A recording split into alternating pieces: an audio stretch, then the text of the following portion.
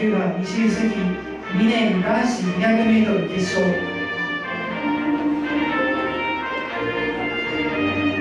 延岡地区の大会記録は23秒56、日向地区は24秒83、西臼木は地区は28秒58です。選手の紹介をします。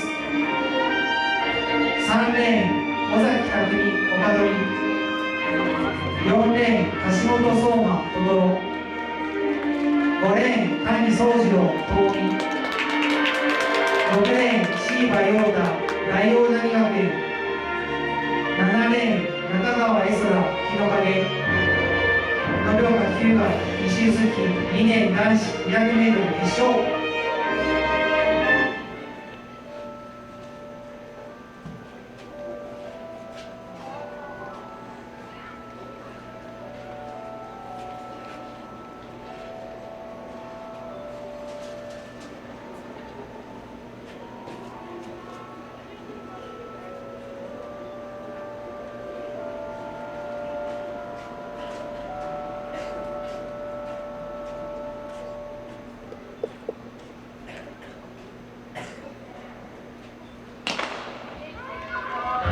スタートしました延岡日向西臼木2年男子 200m 決勝。